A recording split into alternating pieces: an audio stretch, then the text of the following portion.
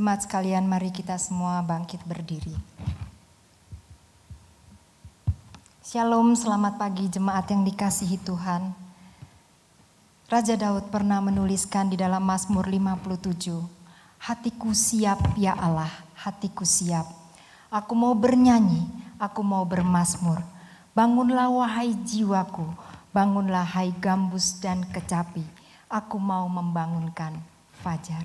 Saudaraku sekalian, mari kita pun menyiapkan hati kita bagaikan hendak membangunkan fajar, bernyanyi, bermazmur, dan beribadah kepada Tuhan, Sang Kepala Gereja, Tuhan Yesus Kristus. Pertolongan kepada kita adalah di dalam nama Tuhan yang menciptakan langit dan bumi. Kasih karunia, rahmat, dan damai sejahtera dari Allah Bapa, Allah Putra, dan Allah Roh Kudus menyertai kita sekalian. Saudaraku sekalian, Ibrani 13 ayat 8 menuliskan, Yesus Kristus tetap sama, baik kemarin maupun hari ini, dan sampai selama-lamanya. Tuhan Yesus adalah Tuhan yang tidak pernah berubah. Dia adalah sandaran kita yang kokoh, sandaran bagi kehidupan kita, sandaran bagi pelayanan kita, dan sandaran bagi gerejanya. Dia adalah batu karang yang kukuh. Mari kita naikkan pujian ini sebagai satu keyakinan kita bahwa Yesus adalah batu karang yang kokoh.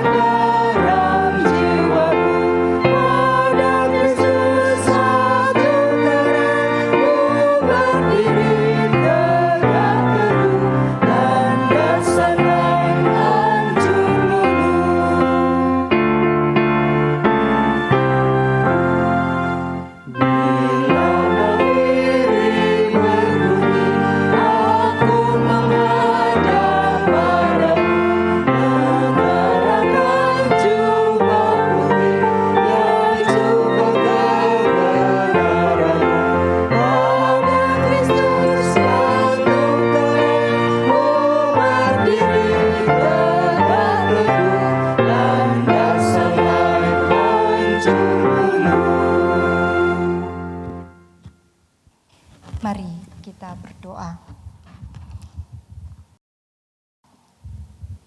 Benar ya Tuhan, tiada landasan yang lain selain Engkau, Tuhan kami yang tidak pernah berubah, yang ada pada kemarin, hari ini, bahkan untuk selama-lamanya.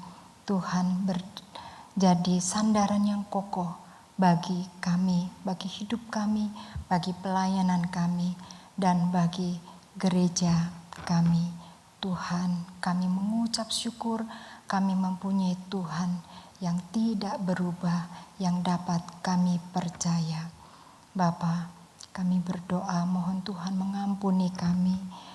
Mungkin dalam 1 minggu ini kami malas berdoa, kami malas membaca firman-Mu, kami banyak menggerutu, kami banyak khawatir, kami kurang mengandalkan Tuhan, kami melakukan banyak hal yang tidak menyenangkan hati-Mu. Mungkin ada hal kami harus berbohong, Tuhan. Mungkin ada hal juga kami harus menyembunyikan kenyataan yang sesungguhnya dalam diri kami. Ampuni kami Tuhan, kami datang kepadamu memohon Tuhan menyucikan kami. Memohon Tuhan menguduskan kami supaya kami layak menjadi pelayan-pelayan Tuhan, layak untuk hidup berkenan kepadamu. Ini doa dan permohonan kami, berkatilah ibadah kami dari awal, pertengahan, hingga akhirnya. Biar nama Tuhan yang dimuliakan dan ditinggikan. Demikian kami berdoa demi nama Tuhan Yesus. Amin.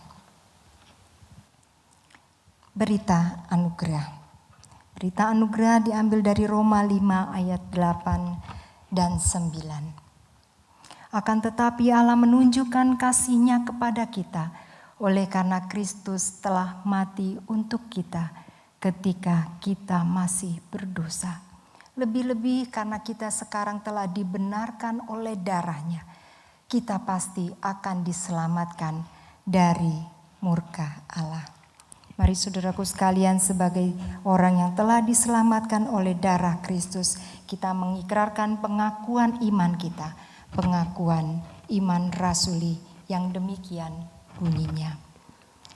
Aku percaya kepada Allah, Bapa yang Maha Kuasa, Khalik langit dan bumi, dan kepada Yesus Kristus, Anaknya yang tunggal Tuhan kita, yang dikandung dari Roh Kudus, lahir dari anak darah Maria, yang menderita sengsara di bawah pemerintahan Pontius Pilatus, disalibkan, mati dan dikuburkan, turun ke dalam kerajaan maut. Pada hari yang ketiga, bangkit pula dari antara orang mati, naik ke surga, duduk di sebelah kanan Allah, Bapa yang Maha Kuasa. Dan dari sana Ia akan datang untuk menghakimi orang yang hidup dan yang mati. Aku percaya kepada Roh Kudus, gereja yang kudus dan am, persekutuan orang kudus, pengampunan dosa, kebangkitan tubuh, dan hidup yang kekal. Amin. Jemaat disilakan duduk. Saudaraku sekalian, setiap orang yang telah diselamatkan oleh darah Kristus sudah menjadi bagian dari keluarga Allah, sudah menjadi satu dalam tubuh Kristus. Sekalipun kita berbeda, sekalipun kita berada dalam keberagaman, tetapi di dalam Kristus kita adalah satu. Kita semua melayani bagi kemuliaan Kristus, Sang Kepala Gereja yang empunya semua pelayanan kita. Mari kita pujikan Kitalah Gereja dengan semangat bahwa kita satu di dalam Tuhan.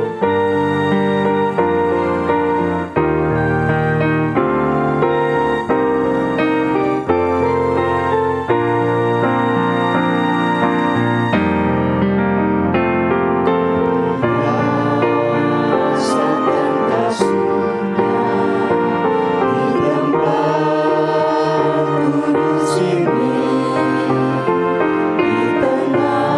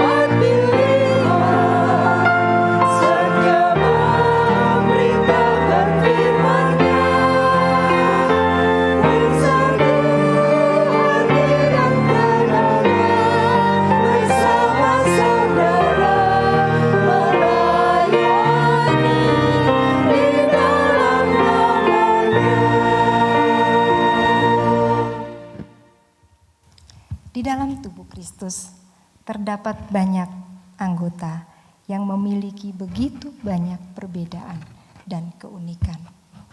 Mari saudaraku sekalian, dalam perbedaan dan keunikan itu, kita masing-masing berjuang memberikan yang terbaik bagi Kristus. Bergantung kepada diri kita sendiri, berikan terbaik bagi Tuhan, bukan karena orang lain, bukan karena hendak dipuji. Tuhan Yesus yang melihat dan menerima semua pelayanan kita. Biarlah Dia yang dimuliakan, Dia yang diperkenankan. Beri yang terbaik dari diri kita untuk kemuliaan Tuhan.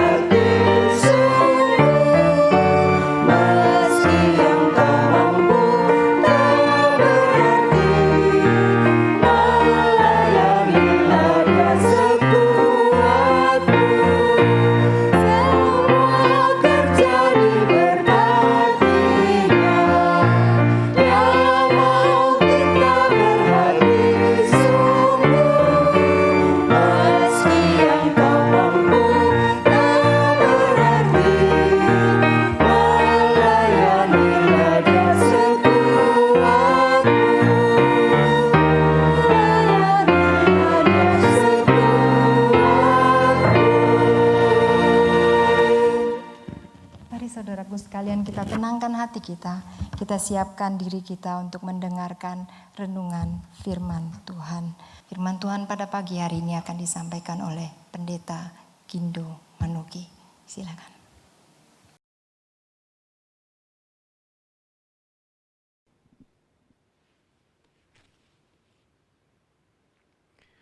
Selamat pagi Bapak Ibu Saudara yang dikasihi oleh Tuhan Yesus. Mari kita berdoa, memohon pimpinan Tuhan sebelum kita membaca dan merenungkan firman Tuhan pada pagi hari ini. Mari kita berdoa. Bapa di surga, kami bersyukur untuk anugerah-Mu dalam kehidupan kami. Kami menyadari kami boleh ada sebagaimana kami ada pada pagi hari ini oleh karena Tuhanlah yang berkasih karunia atas kami.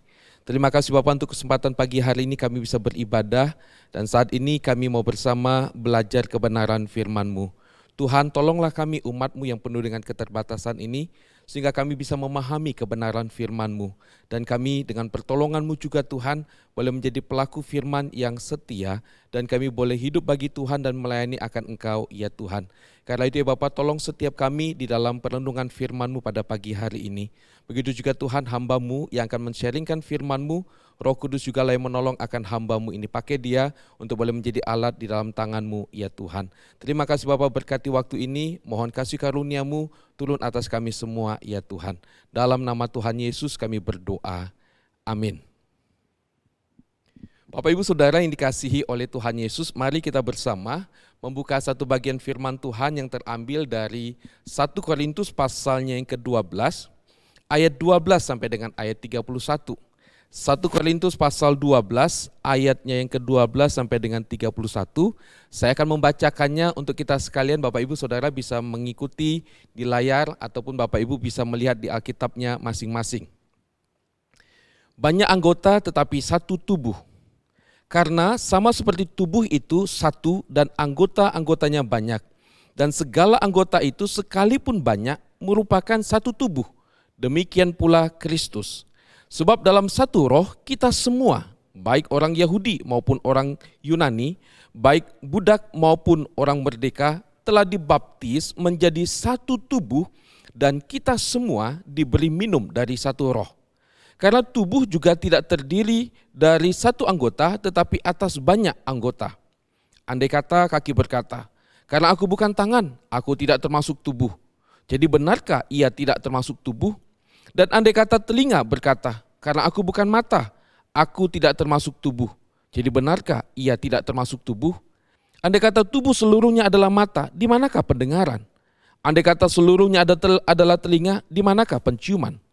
Tetapi Allah telah memberikan kepada anggota masing-masing secara khusus suatu tempat pada tubuh seperti yang dikehendakinya. Andai kata semuanya adalah satu anggota, di manakah tubuh? Memang ada banyak anggota, tetapi hanya satu tubuh.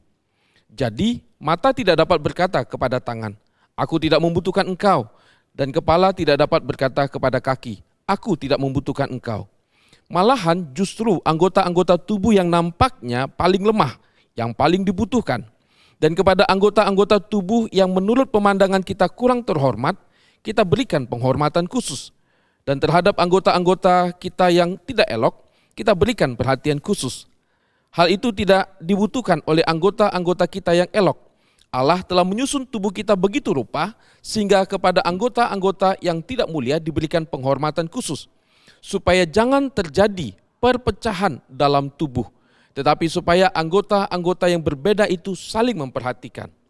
Karena itu, jika satu anggota menderita, semua anggota turut menderita. Jika satu anggota dihormati, semua anggota turut bersukacita. Kamu semua adalah tubuh Kristus dan kamu masing-masing adalah anggotanya. Dan Allah telah menetapkan beberapa orang dalam jemaat, pertama sebagai rasul, kedua sebagai nabi, ketiga sebagai pengajar. Selanjutnya mereka yang mendapat karunia untuk mengadakan mujizat, untuk menyembuhkan, untuk melayani, untuk memimpin, dan untuk berkata-kata dalam bahasa roh. Adakah mereka semua rasul atau nabi atau pengajar? Adakah mereka semua mendapat karunia untuk mengadakan mujizat, atau untuk menyembuhkan, atau untuk berkata-kata dalam bahasa roh, atau untuk menafsirkan bahasa roh? Jadi berusahalah untuk memperoleh karunia-karunia yang paling utama, dan aku menunjukkan kepadamu jalan yang lebih utama lagi. Demikian firman Tuhan. Bapak Ibu Saudara, ada sebuah slogan, bersatu kita teguh, bercerai kita runtuh. Bersatu kita teguh, bercerai kita runtuh. Bapak Ibu Saudara, ini adalah slogan yang diucapkan oleh rakyat Indonesia pada masa perjuangan pada waktu dulu untuk merebut kemerdekaan. Dan sungguh Bapak Ibu Saudara, slogan ini punya dampak yang sangat besar. Rakyat Indonesia yang berbeda-beda itu bersatu, dan dengan kesatuan yang ada, dengan persatuan yang ada, rakyat Indonesia bisa mencapai kemerdekaan. Bapak Ibu Saudara, dari slogan ini ada dua kata yang menarik yang perlu kita perhatikan, yaitu kata bersatu dan bercerai. Kesatuan, persatuan, perceraian, Bapak Ibu Saudara. Nah Bapak Ibu Saudara, kalau kita bersatu, maka kita menjadi kuat. Tetapi kalau kita terpecah-pecah, maka Bapak Ibu Saudara, kita akan menjadi cepat runtuh. Bapak Ibu Saudara, di dalam kata persatuan, kesatuan, bersatu, ini menyadarkan kita bahwa memang ada perbedaan. Perbedaan itu sebuah keniscayaan. Tetapi Bapak Ibu Saudara, perbedaan tidak boleh kita gunakan untuk menyerang orang lain. Perbedaan tidak boleh kita gunakan untuk merendahkan orang lain. Perbedaan tidak boleh kita gunakan untuk meninggikan diri kita, Bapak Ibu Saudara. Nah Bapak Ibu Saudara, dari slogan ini, dari pesan ini, saya ingin mengajak kita bersama melihat pesan yang disampaikan oleh Rasul Paulus kepada jemaat di Korintus. Surat yang Paulus tujukan kepada jemaat Korintus ini, secara khusus dalam pasal 12, 13, dan 14, kita menemukan ada sebuah pesan yang sangat penting yang Paulus sampaikan kepada mereka. Bahwa Paulus mendengar ada perpecahan. Paulus mendengar ada perpecahan di tengah-tengah jemaat di Korintus pada waktu itu. Perpecahan yang bagaimana? Bapak Ibu Saudara, di jemaat Korintus itu ada kelompok-kelompok. Ada yang berkata, aku kelompok Paulus. Ada yang berkata, aku kelompok Petrus atau Kefas. Ada yang berkata, aku kelompok Apolos. Ada juga berkata, aku kelompok Yesus Kristus. Nah Bapak Ibu Saudara, kalau kita mengutamakan, kalau kita menonjolkan, kalau kita mengunggulkan kelompok atau golongan kita, tanpa kita sadari, secara otomatis kita akan merendahkan kelompok yang lain. Kita akan membuat diri kita lebih tinggi dan kita menganggap orang lain tidak penting. Kita menganggap kelompok kita lah yang paling penting. Kita menganggap kelompok kita lah yang paling diutamakan. Sedangkan yang lain kalau boleh tidak perlu dianggap ada. Selain itu Bapak Ibu Saudara, di dalam relasi yang terjadi di tengah-tengah jemaat di Korintus pada waktu itu adalah relasi yang tidak baik oleh karena perbedaan karunia-karunia yang mereka terima. Ada yang memiliki karunia A, ada yang memiliki karunia B. Nah Bapak Ibu Saudara, jemaat di Korintus tidak memahami esensi dari pemberian karunia, talenta yang Allah berikan kepada jemaat-jemaat. Karena itu Bapak Ibu Saudara, ketika mereka tidak memahami esensi ini, maka dalam penerapannya yang terjadi adalah justru mereka tanpa mereka sadari mereka bersaing satu dengan yang lainnya. Bapak Ibu Saudara, sekali lagi sama seperti yang kelompok-kelompok yang di bagian yang pertama tadi. Ada yang merasa bahwa karuniaku lebih penting daripada karunia yang si dia, si itu dan sebagainya. Karena itu aku perlu lebih diutamakan daripada yang lain. Bapak Ibu Saudara, Paulus memberikan nasihat dan pengajaran lagi kepada jemaat di Korintus. Melalui analogi tubuh, melalui sebuah gambaran tentang tubuh, Paulus ingin menyampaikan sebuah pesan bahwa sebagaimana tubuh terdiri dari berbagai macam anggota yang bentuknya berbeda-beda dan punya fungsi yang berbeda. Maka di dalam gereja ada begitu banyak jemaat Tuhan dan Allah memberikan karunia-karunia yang berbeda. Ada peran, ada fungsi yang berbeda yang Tuhan berikan kepada umat Tuhan di dalam sebuah gereja. Nah Bapak Ibu Saudara, di sini kita bisa melihat bahwa Paulus menyadarkan kita semua bahwa memang keperbedaan itu sebuah keniscayaan. Perbedaan itu sesuatu yang tidak bisa dihindari Bapak Ibu Saudara. Allah memang memberikan karunia-karunia yang berbeda kepada umat Tuhan, kepada gereja Tuhan. Mengapa berbeda? Karena Bapak Ibu Saudara, pekerjaan Tuhan itu begitu luas, begitu besar. Dan Allah memberikan kepada umat Tuhan tanggung jawab yang besar untuk melakukan tugas-tugas pelayanan yang besar itu.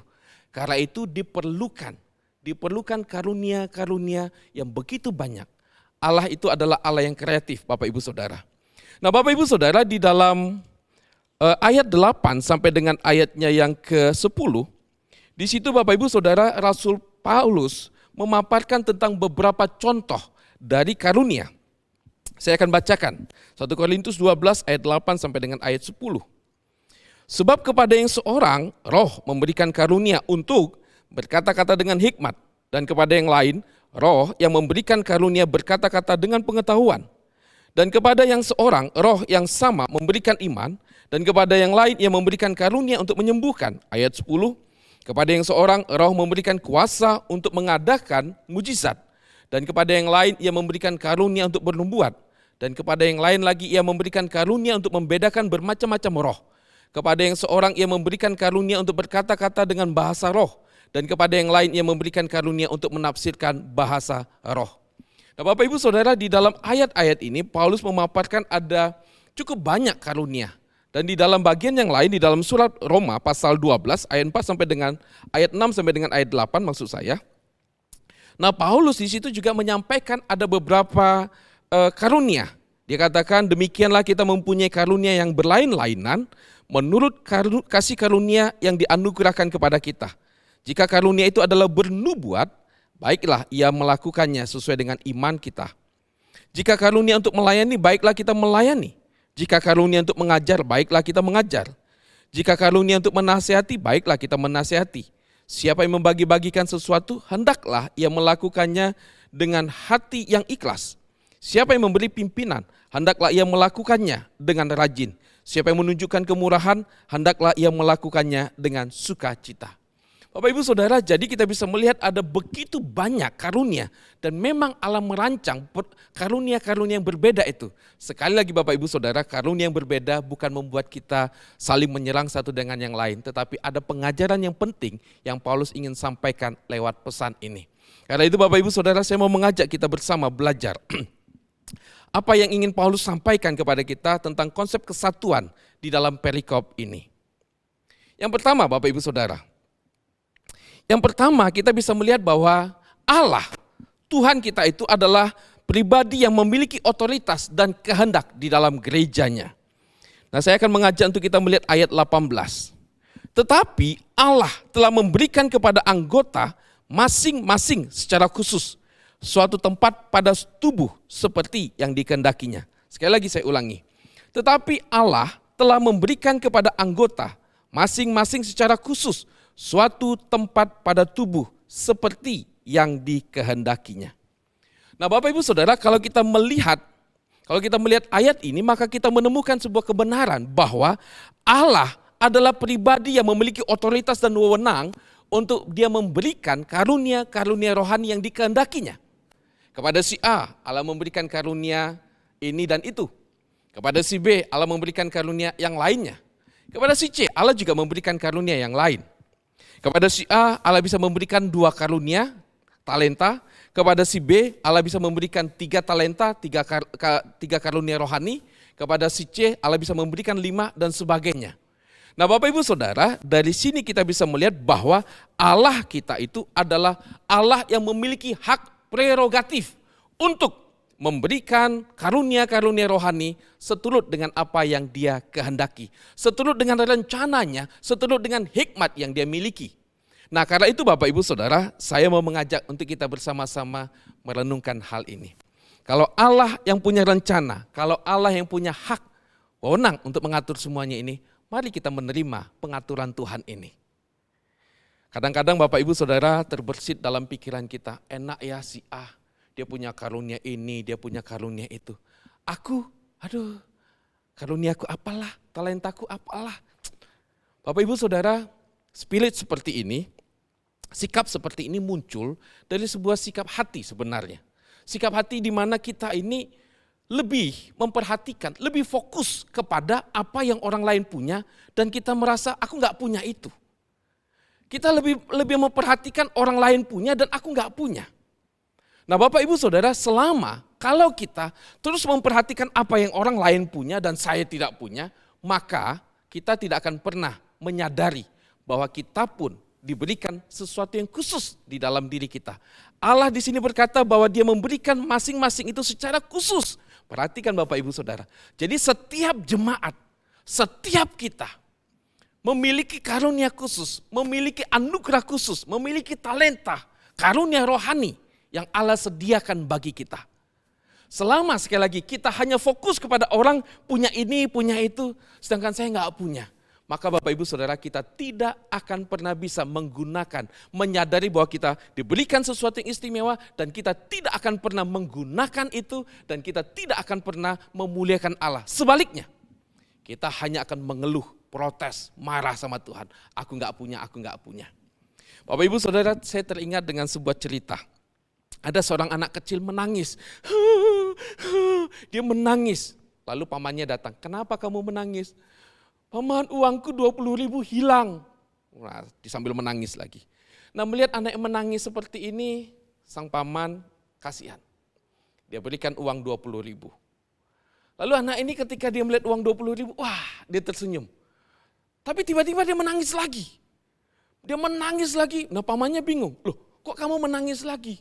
Iya paman, seharusnya kan aku dapat 40.000 bukan cuma 20.000. Ya sudah, dikasih lagi 20.000. Jadi dia dapat 40.000. Dia mulai tersenyum. Tapi tiba-tiba dia nangis lagi. Kenapa? Dia bilang sama pamannya, paman, seharusnya kan aku dapat 60.000. Tapi sekarang aku cuma dapat 40.000. Nah Bapak Ibu Saudara, kalau kita selalu fokus kepada apa yang tidak kita punya, maka kita tidak akan pernah bersyukur. Padahal yang kita punya itu juga sesuatu yang istimewa yang Allah berikan. Karena itu Bapak Ibu Saudara, mari kita memperhatikan karunia rohani yang Tuhan berikan. Dan yang paling penting adalah bagaimana kita menggunakannya, mempertanggungjawabkan apa yang Allah sediakan ini bagi kita. Yang kedua Bapak Ibu Saudara, ada sebuah prinsip yang Paulus ajarkan juga. Itu terlihat dalam ayat 12 sampai dengan 21, yaitu sebuah prinsip tentang saling membutuhkan. Ya ini setiap jemaat memiliki fungsi yang khusus di dalam tubuh Kristus, di dalam gereja. Namun tidak bisa satu orang itu mengerjakan semuanya sendirian. Ya.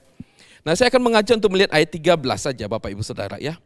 Sebab di dalam satu roh kita semua, perhatikan Bapak Ibu Saudara, kita semua. Jadi seluruh jemaat, ya seluruh jemaat. Baik orang Yahudi maupun orang Yunani, baik budak maupun orang merdeka, telah dibaptis menjadi satu tubuh. Dan kita semua diberi minum dari satu roh. Lalu Bapak Ibu Saudara, di sini Paulus menjelaskan tentang ada yang berfungsi sebagai mata, ada yang berfungsi sebagai telinga, ada yang berfungsi sebagai penciuman dan sebagainya. Dan juga dalam ayat 18 sekali lagi Rasul Paulus di situ menyebutkan tentang bahwa Allah memberikan kepada anggota masing-masing secara khusus suatu tempat pada tubuh. Jadi Bapak Ibu Saudara, setiap kita punya fungsinya masing-masing. Tapi Bapak Ibu Saudara, tapi kita perlu sadari, sebagaimana tubuh itu ada yang berfungsi sebagai penciuman, ada yang berfungsi sebagai penglihatan, pendengaran dan sebagainya. Itu berarti Bapak Ibu Saudara, tidak ada satu anggota pun yang bisa menjalankan seluruh fungsi. Gak bisa. Tidak ada satu jemaat, tidak ada satu orang Kristen pun yang bisa menjalankan seluruh fungsi karunia rohani itu. Tidak ada. Mengapa demikian? Karena Bapak Ibu Saudara memang begitulah desain Allah. Memang begitulah Allah menciptakan manusia. Di mana Allah menciptakan manusia itu dengan keterbatasan. Nah di dalam segala keterbatasan kita ini, maka Tuhan mempunyai sebuah rencana untuk kita saling membutuhkan, saling melengkapi. Itu sebabnya Bapak Ibu Saudara ketika Allah menciptakan Hawa, dia berkata inilah penolong buat Adam. Jadi Bapak Ibu Saudara prinsipnya adalah kita saling membutuhkan.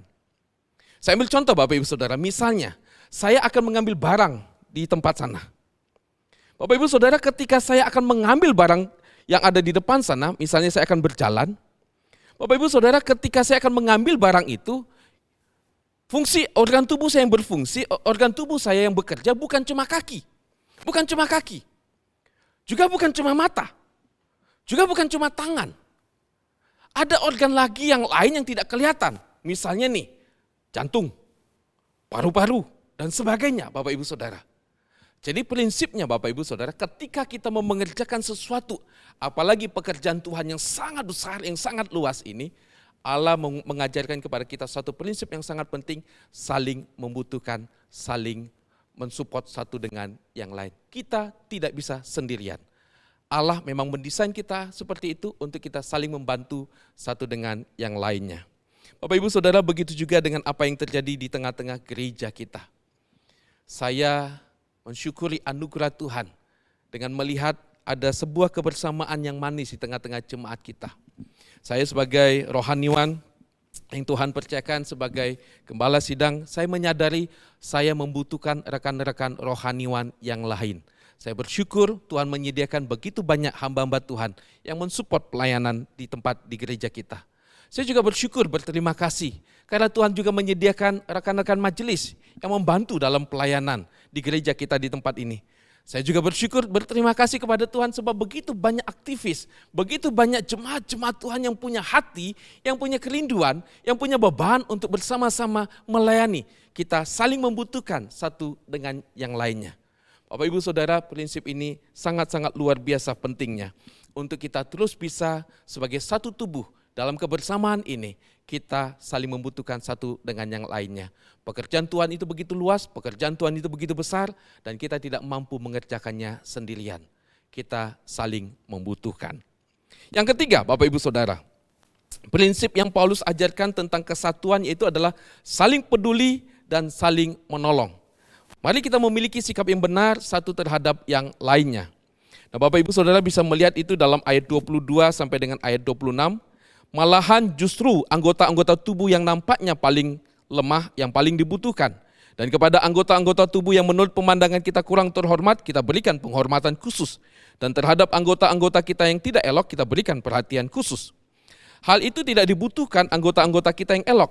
Allah telah menyusun tubuh kita begitu rupa, sehingga anggota-anggota tubuh, anggota-anggota yang tidak mulia diberikan penghormatan khusus. Supaya jangan terjadi, perhatikan, perpecahan. Supaya jangan terjadi perpecahan di dalam tubuh. Tetapi supaya anggota-anggota yang berbeda itu saling memperhatikan. Karena itu jika satu anggota menderita, semua anggota turut menderita. Jika satu anggota dihormati, semua anggota bersuka cita. Bapak Ibu Saudara, kita mengakui, kita harus mengakui bahwa ada anggota tubuh atau bagian tubuh kita yang terlihat dengan jelas ketika kita berjumpa dengan orang lain. Misalnya wajah kita, rambut kita, tubuh kita seperti yang kelihatan dari luar. Ketika Bapak Ibu melihat saya, nah inilah bagian yang gampang sekali terlihat Bapak Ibu Saudara. Jadi ketika misalnya kita melihat orang itu ganteng, orang itu cantik, nah itu ada bagian yang memang kelihatan. Tapi Bapak Ibu Saudara, memang ada anggota tubuh, organ tubuh yang tidak kelihatan. Ini mengingatkan kita Bapak Ibu Saudara bahwa ada kalanya ada kalanya kita ini bisa tampil, dilihat oleh orang. Tapi ada kalanya kita tidak dilihat orang. Ada kalanya kita di depan orang dilihat banyak orang, tapi ada kalanya kita berada di balik layar. Bapak Ibu Saudara, tidak penting siapa yang di depan, siapa yang di belakang. Tidak penting siapa yang dilihat orang, siapa yang tidak dilihat orang. Tidak penting. Yang paling utama adalah bagaimana kita dalam pelayanan bersama sebagai satu anggota tubuh Kristus saling memperhatikan, saling support, saling membantu, saling mendukung dalam pekerjaan Tuhan ini. Nah Bapak Ibu Saudara, daripada kita pusing dengan perbandingan dan persaingan, maka lebih baik saya mengajak kita sama-sama untuk saling memperhatikan dan saling membantu. Ada kalanya Bapak Ibu Saudara, satu anggota merasa kuat, tapi ada kalanya satu anggota jemaat yang lain merasa lelah, capek, merasa sakit. Nah Bapak Ibu Saudara, satu bagian yang kita baca tadi di dalam ayatnya yang ke-26, yaitu supaya karena itu jika satu anggota menderita, semua anggota turut menderita. Ada perasaan untuk bisa memahami pergumulan yang dihadapi oleh jemaat yang lain. Jadi Bapak Ibu Saudara, daripada kita pusing sekali lagi siapa yang di depan, siapa yang tampil, lebih baik Bapak Ibu Saudara kita menyadari panggilan kita untuk kita sama-sama mencapai visi, mengerjakan apa yang Tuhan mau. Ada kalanya si A yang di depan, ada kalanya si B di belakang. Bapak Ibu Saudara, saya teringat dengan sebuah gambaran tentang kaki. Coba bayangkan Bapak Ibu Saudara, kalau kaki kanan selalu minta di depan berjalan. Bapak Ibu Saudara bisa bayangkan kalau kaki kanan minta di depan terus. Bisa jalan enggak? Bisa sih, tetapi lucu jalannya, coba bayangin. Jadi ada kalanya kaki kanan di depan, tapi ada kalanya kaki kanan di belakang, jadi kaki kiri yang maju. Ada kalanya sekali lagi, yang kanan di depan, ada kalanya yang kiri ini di depan. Bapak Ibu Saudara, demikian juga kita. Ada kalanya satu teman kita maju ke depan, ada kalanya yang satu di belakang. Yang sekali lagi yang penting adalah kita saling support satu dengan yang lainnya. Prinsip untuk saling memahami, saling memperhatikan ini penting Bapak Ibu Saudara. Saya teringat Bapak Ibu Saudara, satu peristiwa terjadi waktu itu saya memundurkan sepeda motor saya. Saya waktu itu lupa untuk menaikkan cagrak sepeda motor saya. Cagraknya saya lupa. Jadi pada waktu saya mundurin, saya itu mundur tidak memperhatikan posisi kaki kiri saya. Jadi waktu mundur, cagrak itu Bapak Ibu Saudara menghantam jempol kiri saya, kaki kiri saya, dan itu menghantam kukunya. Bapak Ibu Saudara bisa yang pernah mengalami peristiwa yang mirip, itu bisa ngebayangin ini, cenut gitu ya. Kalau dibayangkan gini Bapak Ibu Saudara, kalau dipikirkan, yang kena kan cuma ujung jempol, kaki, dan yang dihantam tuh kuku, gitu ya. Tetapi Bapak Ibu Saudara, sakitnya itu seluruh tubuh. Saya sampai hari itu Bapak Ibu Saudara merasa meriang, badan saya nggak enak sekali. Bapak Ibu Saudara, prinsip saling memperhatikan. Ini perlu kita pikirkan bersama, perlu kita terapkan bersama dalam kehidupan bersama-sama dalam gereja. Waktu sebelum pandemi COVID kita melihat ada jemaat-jemaat yang mungkin mereka bisa melayani dengan leluasa. Tapi oleh karena pandemik ini, ada pergumulan-pergumulan yang berat yang mereka hadapi, sehingga mereka kesulitan untuk bisa melayani. Mari Bapak Ibu Saudara, kita support, kita bantu mereka, kita dukung mereka. Bapak Ibu Saudara, prinsip ini akan membuat kita bisa terus membangun kesatuan, kebersamaan. Ada kalanya kita kuat, ada kalanya kita lemah. Ketika kita kuat, mari kita memperhatikan saudara kita yang lemah. Ketika kita lemah, mari kita memohon kepada Tuhan supaya Tuhan menyediakan ada orang-orang yang bisa mensupport kita. Salah satu cara Allah menyertai kita, menemani kita yaitu dengan Dia menghadirkan ada orang-orang di sekitar kita. Dan yang terakhir Bapak Ibu Saudara, yang terakhir, kasih sebagai unsur yang tidak boleh dilupakan. Saya akan membaca ayat 31. Jadi berusahalah untuk memperoleh karunia-karunia yang paling utama. Dan aku menunjukkan kepadamu jalan yang lebih utama lagi. Bapak Ibu Saudara, di sini ada satu hal yang menarik. Ketika Paulus katakan, aku akan menunjukkan kepadamu jalan yang lebih utama lagi. Nah, jalan yang lebih utama lagi itu yang mana? Itu tentu saja Bapak Ibu Saudara masuk di dalam pasal 13. Pasal 13 adalah sebuah pasal yang sangat terkenal berbicara tentang kasih. Secara khusus saya akan membacakan ayat 1 sampai dengan 3 saja. Sekalipun aku dapat berkata-kata dengan semua bahasa manusia dan bahasa malaikat, tetapi jika aku tidak mempunyai kasih, aku sama dengan gong yang berkumandang dan canang yang gemerincing. Sekalipun aku mempunyai karunia untuk bernubuat, dan aku mengetahui segala rahasia dan memiliki seluruh pengetahuan. Dan sekalipun aku memiliki iman yang sempurna untuk memindahkan gunung. Tetapi jika aku tidak mempunyai kasih, aku sama sekali tidak berguna. Dan sekalipun aku membagi-bagikan segala sesuatu yang ada padaku, bahkan menyerahkan tubuhku untuk dibakar. Tetapi jika aku tidak mempunyai kasih, sedikit pun tidak ada faedahnya bagiku. Bapak Ibu Saudara bisa membaca secara lengkap pasal 13 ini. Bapak Ibu Saudara, di sini Paulus mengingatkan kita semua, apa gunanya?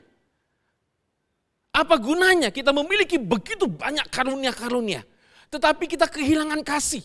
Paulus katakan, itu gak ada gunanya. Aku gak berfaedah buat kamu.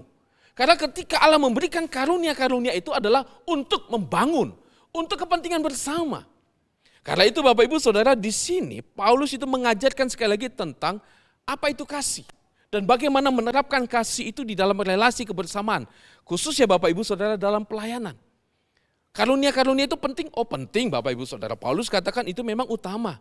Tetapi Paulus ingin mengingatkan ada satu bagian yang penting yang tidak boleh kamu lupakan. Apa itu? Kasih. Satu Bapak Ibu Saudara yang menjadi masalah di tengah-tengah jemaat di Korintus itu adalah mereka memiliki karunia, tetapi mereka menerapkan karunia rohani itu tidak disertai, tidak dibarengi dengan apa? Spiritualitas, tidak diiringi dengan kehidupan rohani yang baik. Salah satu ciri kehidupan rohani yang baik itu adalah kasih. Bapak Ibu Saudara bisa baca itu di dalam pasal 13 ini. Bapak Ibu Saudara, Paulus ingin mengingatkan kita. Kita punya karunia, iya. Kita bisa melayani, iya. Tetapi jangan pernah unsurkan kasih, yaitu relasi kita dengan Allah di mana Allah sudah mengubahkan kita. Dan biarlah kasih itu yang mempengaruhi kita. Jadi Bapak Ibu Saudara, kalau kita punya karunia-karunia yang kita pakai dalam pelayanan dan itu ditambah dengan unsur kasih, itu dampaknya luar biasa. Kasih membuat kita tidak perlu merasa minder. Tetapi kasih juga membuat kita tidak perlu merasa menjadi sombong karena kita punya. Tapi kita menjadi rendah hati. Kasih membuat kita tidak perlu merasa bersaing dengan orang lain. Gak perlu. Juga tidak perlu menganggap orang lain sebagai musuh. Kasih tidak membuat kita tidak perlu merasa perlu bertanding dengan orang-orang lain. Di mana yang lain punya karunia A, punya B, saya harus bersaing, saya harus bertanding. Dan ini membuat kita tidak perlu harus menaklukkan, mempencundangi orang lain, tidak perlu. Bapak Ibu Saudara, kasih merupakan unsur yang sangat penting. Kasih inilah yang bisa membuat menyatukan berbagai perbedaan. Sehingga Bapak Ibu Saudara dengan kasih ini, si A punya karunia ini, si B punya karunia itu, si C punya karunia yang lainnya dan sebagainya. Nah dengan adanya kasih ini menyatukan, sehingga apa tadi? Sehingga kita menjadi kuat. Kita bisa mengerjakan pekerjaan Tuhan yang besar ini. Dengan apa? Bersama-sama, bersatu hati. Bapak Ibu Saudara coba perhatikan tembok. Tembok itu adalah susunan batu-batu gitu ya. Tetapi Bapak Ibu Saudara itu sebenarnya bukan cuma tumpukan batu. Tetapi ada yang menyatukan batu yang satu dengan batu yang lain. Apa itu? Semen. Kalau tidak ada semen itu Bapak Ibu Saudara, tembok itu akan gampang sekali roboh. Akan gampang sekali hancur. Didorong begitu saja, hancur Bapak Ibu Saudara. Tetapi oleh karena ada semen itu, maka tembok itu tidak gampang rubuh. Tetapi menjadi kokoh. Bapak Ibu Saudara, Rasul Paulus mengingatkan kita betapa pentingnya kasih itu. Kasih yang mana? Bukan kasih dari diri kita sendiri Bapak Ibu Saudara. Kasih yang dari Tuhan. Kasih di mana Allah sudah menyatakan anugerah yang besar, Dia sudah mati bagi kita dan kita terus berdoa. Supaya dengan kasih ilahi itulah, dengan kita melihat kepada karya pengorbanan Kristus itulah, kita akan belajar melayani, kita akan belajar menundukkan diri. Bapak Ibu Saudara, karena itu saya mengajak untuk terus kita berdoa. Supaya terus Tuhan memenuhi hati kita dengan kasih-Nya. Tidak mengandalkan kasih kita yang terbatas ini. Karena itu Bapak Ibu Saudara, saya mau mengajak kita bersama untuk melihat bahwa karunia rohani yang Allah berikan kepada kita itu bukanlah toy atau mainan. Karena kalau karunia rohani atau talenta itu hanya mainan, maka Bapak Ibu Saudara kita akan menggunakannya kalau kita suka, kalau kita senang. Jadi kalau Bapak Ibu Saudara punya mainan, ya kalau saya lagi senang ya saya akan mengerjakannya, saya akan memainkannya.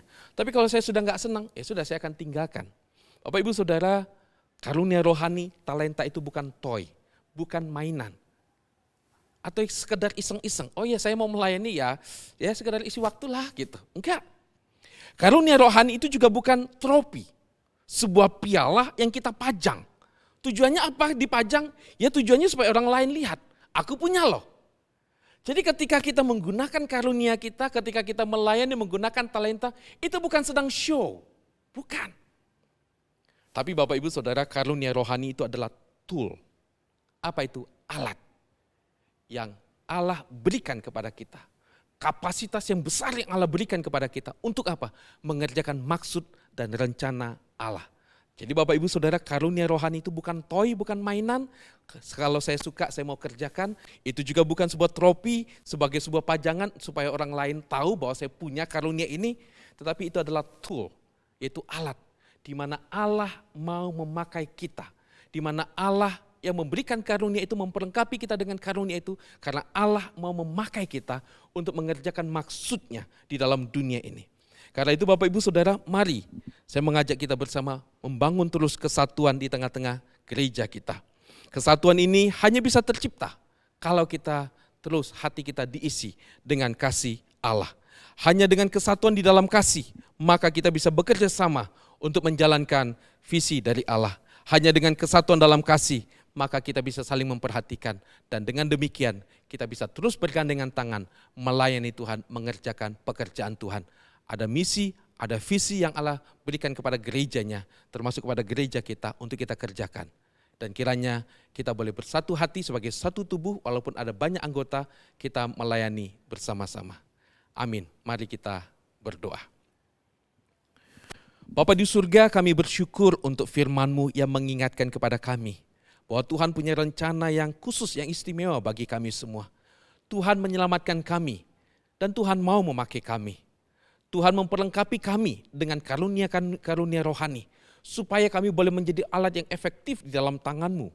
Karena itu ya Tuhan, ingatkan kami semua akan panggilan ini. Dan kiranya Allah Roh Kudus yang selalu menyertai kami, menopang kami, memperlengkapi kami. Tuhan biarlah kami boleh semakin rendah hati, semakin menyadari tentang anugerah karunia yang Tuhan berikan ini. Dan dengan pertolongan-Mu ya Tuhan, kami satu dengan yang lain boleh terus bergandengan tangan mengerjakan pekerjaan Tuhan yang begitu besar yang Tuhan percayakan kepada kami. Sungguh ya Tuhan, secara manusiawi kami tidak mampu melakukannya. Tetapi kami sekali lagi bersyukur ada Tuhan yang memampukan kami.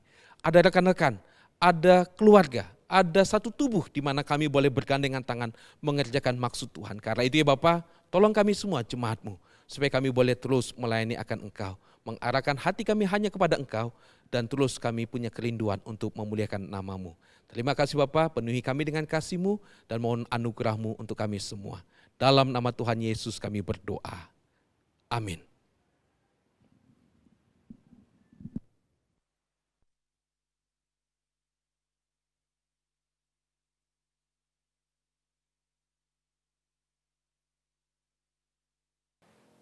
Sidang jemaat yang dikasihi oleh Tuhan, sebentar lagi kita akan berdoa dan secara khusus kita akan berdoa untuk dua hal.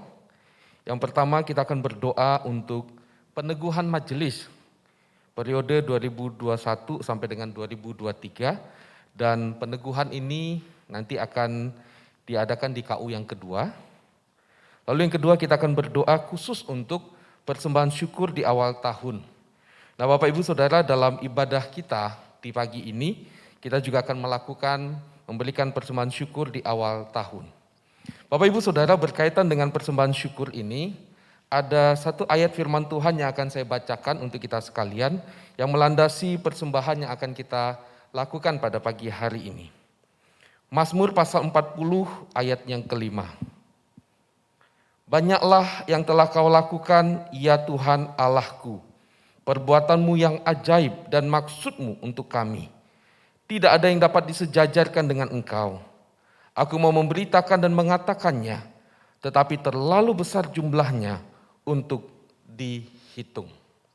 Bapak Ibu Saudara, pemazmur di sini mengatakan ada begitu banyak hal yang sudah Allah lakukan. Terlalu banyak jumlahnya, terlalu besar untuk bisa dihitung.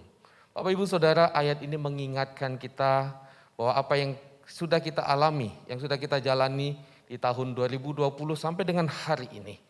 Memang ada pergumulan Bapak Ibu Saudara, tetapi kita bisa tetap melihat ada perbuatan Tuhan yang ajaib yang menolong kita semua. Karena itu Bapak Ibu Saudara, mari pada hari ini kita akan memberikan persembahan kita, bukan berbicara tentang jumlah Bapak Ibu Saudara, tapi berbicara tentang hati yang mau menghitung kebaikan Tuhan dan bersyukur untuk segala kebaikan Tuhan. Bapak Ibu Saudara, untuk persembahan ini, ketika Bapak Ibu memberikan persembahan, khususnya yang memberikan persembahan dengan cara transfer atau scan QR code, Bapak Ibu Saudara bisa menambahkan angka 21 di bagian belakang dari persembahan yang Bapak Ibu berikan. Nah, angka 21 itu menunjuk kepada tahun 2021 ini ya. Mari, nah bagi Bapak Ibu Saudara yang memberikan persembahan tidak melalui transfer ke rekening gereja atau scan QR code, Bapak Ibu Saudara bisa memasukkannya ke dalam amplop, lalu persembahan itu bisa dibawa ke TU Tata Usaha Gereja kita. Mari Bapak Ibu Saudara, saya mengajak kita bersatu hati untuk berdoa. Mari kita berdoa.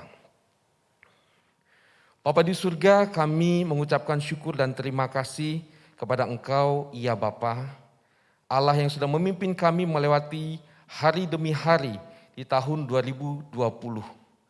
Ada banyak peristiwa yang kami sudah alami di tahun 2020, ya Tuhan.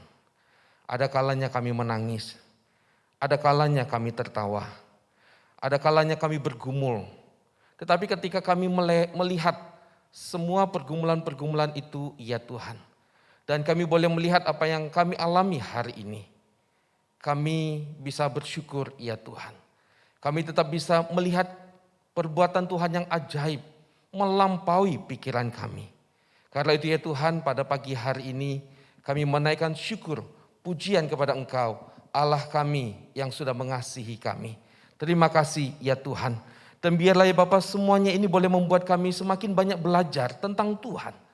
Semakin kami boleh mengingat, belajar tentang pertolongan Tuhan, kehadiran Tuhan, keajaiban anugerah-Mu dalam kehidupan kami, ya Tuhan.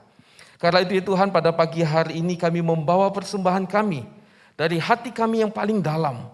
Dengan penuh pujian dan syukur kami memberikan persembahan ini ya Tuhan. Karena itu ya Bapa, terimalah persembahan kami ini ya Tuhan. Sucikan dan kuduskan, dan biarlah persembahan ini boleh menjadi kemuliaan bagi nama-Mu ya Tuhan. Dan kami juga Tuhan bukan hanya mau memberikan uang ini sebagai ucapan syukur kami, tetapi kami juga mau membawa hidup kami ya Tuhan sebagai ucapan syukur kami oleh karena Tuhan yang sudah memberkati hidup kami sampai dengan hari ini. Karena itu ya Bapa, pakailah hidup kami menjadi alat di dalam tangan-Mu untuk kemuliaan nama-Mu saja ya Tuhan. Bapa di surga, kami juga mau berdoa menyerahkan untuk perjalanan hidup kami ke depan. Sebagaimana Tuhan Engkau sudah bekerja secara luar biasa di tahun 2020. Kami pun meyakini ya Tuhan. Kami mempercayai ya Allah, Engkau adalah Allah yang sama, yang akan memimpin dan menyertai kami menjalani hari-hari di tahun 2021 ini ya Tuhan. Secara manusiawi ya Tuhan, kami tidak tahu apa yang akan terjadi di depan. Secara manusiawi kami menganggap semuanya gelap ya Tuhan. Tetapi di dalam Engkau ya Tuhan, dengan pegangan tangan yang Kau berikan bagi kami akan menapaki hari-hari kami ke depan. Secara manusiawi kami takut, tetapi Tuhan, di dalam Engkau ada genggaman tangan-Mu yang meneduhkan dan meneguhkan kami semua. Karena itu ya Tuhan, kami menapaki tahun-tahun ke depan bersama dengan Engkau ya Tuhan. Pimpin kami ya Tuhan. Berkati Bapa untuk kondisi kesehatan dari setiap jemaat-Mu. Engkau juga tahu Tuhan, di masa pandemik ini juga menjadi sebuah pergumulan bagi kami. Tuhan, tolonglah setiap kami umat-Mu. Berikan kami kondisi kesehatan yang baik ya Tuhan. Dan jikalau ada jemaat-Mu Tuhan yang bergumul dengan kondisi kesehatan di mana mereka saat ini sedang sakit, Tuhan kami memohon, ada jamahan-Mu, ada pertolongan-Mu, ada kesembuhan yang daripada-Mu ya Tuhan. Kiranya Bapa Engkau boleh memberikan kesembuhan bagi umat-Mu. Bapa di surga, kami juga mau berdoa untuk pekerjaan dari setiap jemaat-Mu. Tuhan, Engkau juga lah yang boleh memimpin kami semua.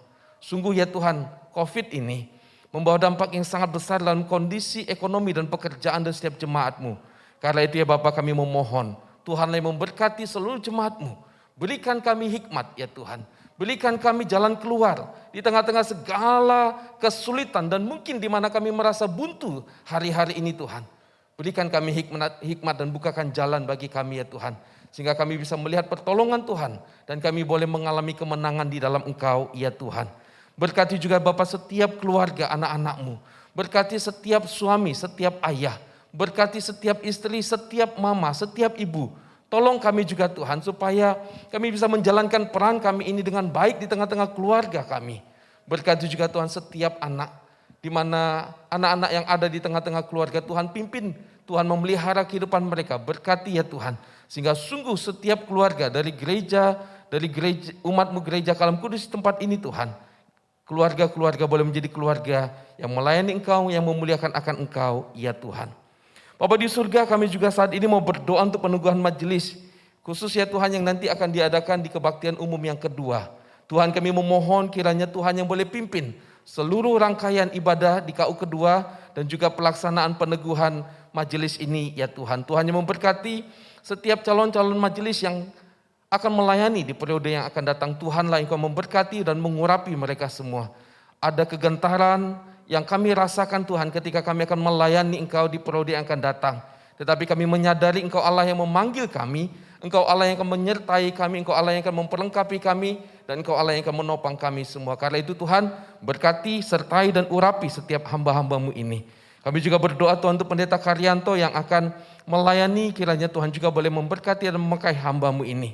Bapa di surga, kami juga mau berdoa berterima kasih ya Tuhan untuk rekan-rekan yang boleh Tuhan pakai dalam pelayanan di kemajelisan, khususnya di periode yang kemarin ini Tuhan. Bapa, kami mengucapkan syukur dan terima kasih oleh karena anak-anak-Mu ini Tuhan sudah memberikan waktu mereka, pikiran mereka dan hati mereka untuk boleh melayani Engkau di kemajelisan periode kemarin ini ya Tuhan. Terima kasih ya Bapa, dan hamba-Mu berdoa kiranya Tuhan Kau juga boleh terus memberkati setiap anak-anak-Mu ini, memakai mereka semua. Walaupun mereka tidak ada di dalam organisasi kemajelisan, tapi biarlah Tuhan mereka boleh terus hidup bagi Tuhan dan melayani akan Engkau ya Tuhan. Terima kasih Bapak, ini doa kami. Sekali lagi Tuhan kami serahkan untuk gereja-Mu, berkati juga Tuhan untuk setiap jemaat-Mu, berkati juga Tuhan untuk bangsa kami, berkati juga Tuhan untuk kota kami ini.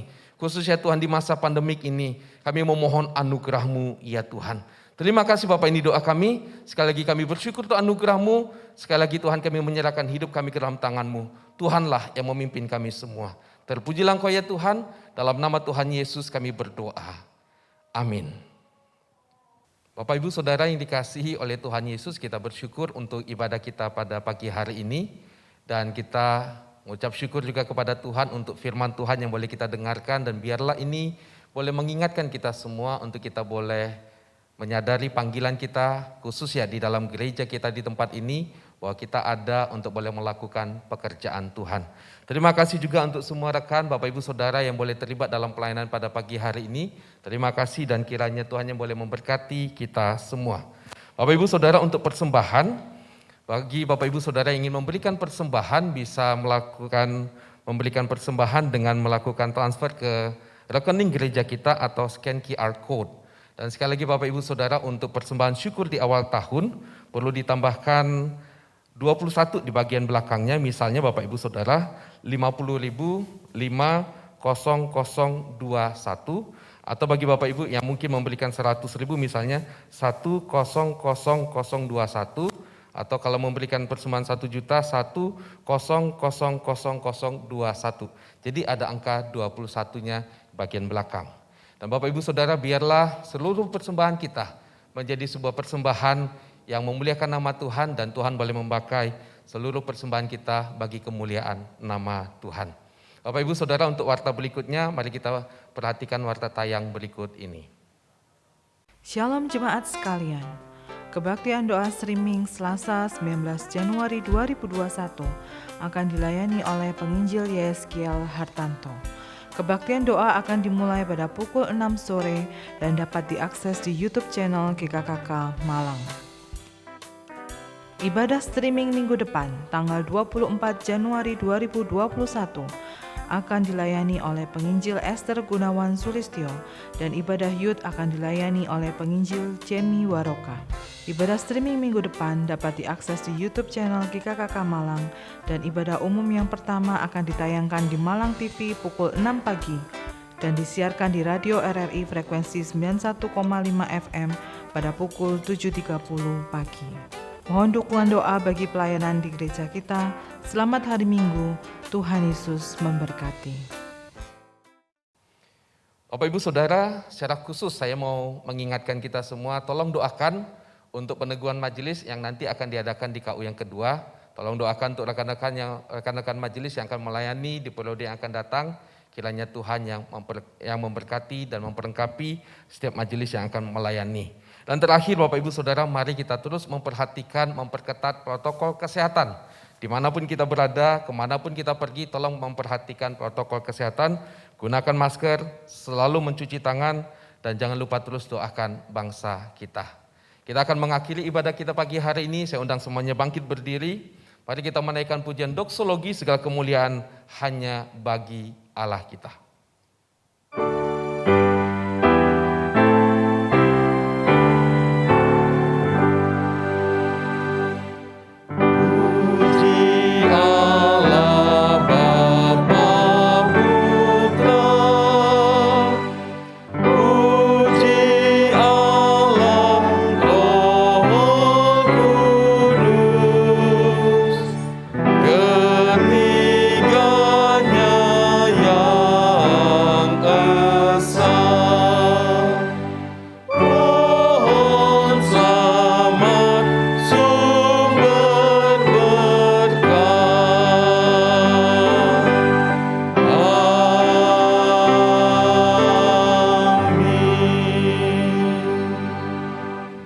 Jemaat yang dikasihi Tuhan dan yang mengasihi Tuhan, mari bersama kita mengarahkan hati kita kepada Tuhan, dan saya akan berdoa memohon berkat Tuhan bagi kita sekalian.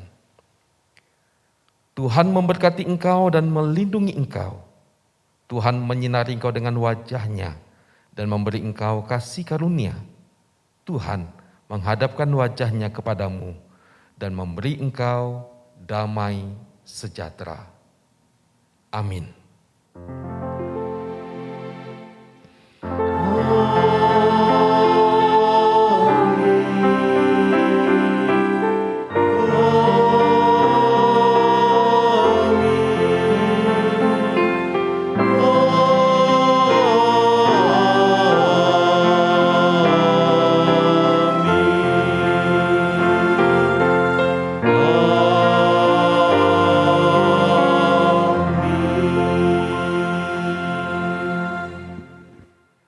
Amin. Silakan duduk. Ibadah kita selesai. Tuhan Yesus memberkati.